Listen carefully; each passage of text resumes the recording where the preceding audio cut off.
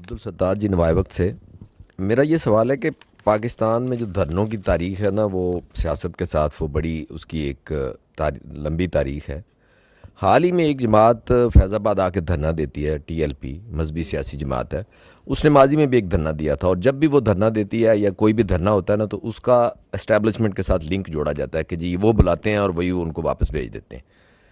ابھی بھی جو دھرنا آیا ہے وہ چند دن ایک دم اچانک وہ آئے ہیں اور ایک دم وہ چلے گئے. تو اور نام یہ لیا جا رہا ہے کہ جی اسٹیبلشمنٹ نے ان کو بلوایا تھا اور اپنی ضرورت کے لیے یا سہولت کے لیے. اس کے بارے میں آپ ذرا وضاحت کر دیں.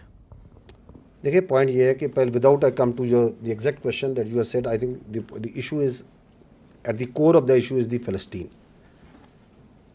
یہ بڑا ایک حساس اور بڑا اہم ایشو ہے.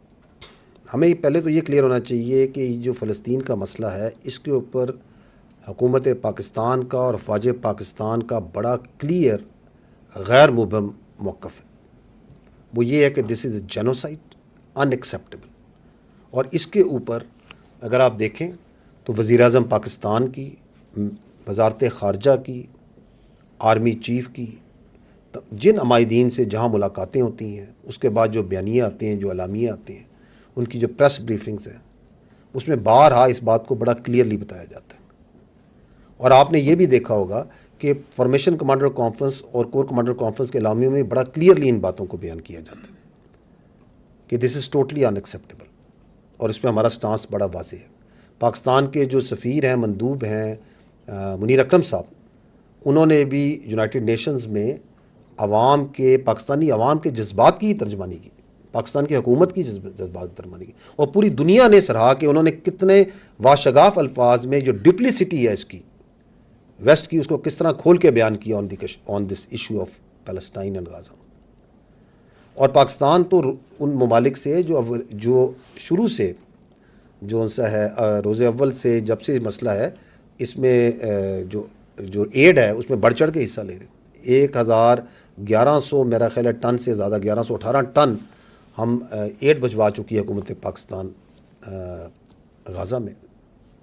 اور آرمی چیف کی ملاقات ان سے بھی ہوئی، امبیسڈر سے بھی ہوئی، یو این سیکرٹری جنرل سے جب ہوئی، اور امام کعبہ سے بھی ہوئی، اور جن سے بھی ملتے ہیں تو فلسطین کے مسئلے پہ ہمیشہ very clear and openly stance وہ بات کرتے ہیں. دی ایشو از جو آپ یہ بات کر رہے ہیں کہ یہ دھرنا ہوا، اور یہ چونکہ حساس نوعیت کا ایک معاملہ ہے فلسطین کا عوام کے لیے، تو حکومت اور ادارے جو ان سے ہیں وہ ان کے ساتھ اس حساسیت اور جذباتیت کو سامنے رکھتے ہوئے کسی طریقے سے اس کو ریزالو کرنے کی کوشش کر رہے تھے، تاکہ وہ بغیر تشدد کے کسی طریقے سے بات چیت کے ذریعے مسئلہ حل ہو جائے.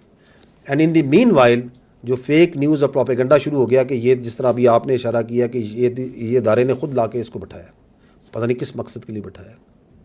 کل اگر جماعت اسلامی غازہ کے اوپر آ کے بیٹھے گی اور دھرنا دے گی تو آپ کہیں گے کہ یہ بھی فوج نے آ کے بٹھایا. کوئی اور پروٹیسٹ پاکستان میں ہو تو یہ بھی فوج کروا رہی ہے. اس کی وجہ یہ ہے کہ انفارچونیٹلی جو فیک نیوز اور پروپیگنڈا ہے وہ اتنا عام ہو گیا ہے، اور اس کی کوئی اکاؤنٹیبلٹی نہیں ہے. آپ کچھ جس کا دو جلد چاہتا ہے وہ کہہ دیتا ہے for his very narrow vested interest. Facts آپ کے سامنے ہیں کہ دیور انگیجڈ، کیونکہ یہ حساس مسئلہ ہے، اور بجائے اس کے کہ ایک اور فرنٹ جہاں پہ ایک اور ہنگامے کھڑے ہوں اور پرابلم ہو، اس کو اگر آپ ایمیکیبلی ریزالو کر لیں تو دین اٹ بیکمز اندر پرابلم کہ چونکہ یہ آرام سے چلے گئے، اس کا مطلب ہے اس کے پیچھے کچھ ہے، دی اندر کانسپریسی تھیوری.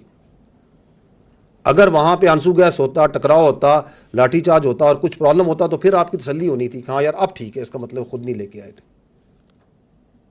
تو we have got into such a negative sort of thinking کہ we can come out with all sort of conspiracy theories on such things.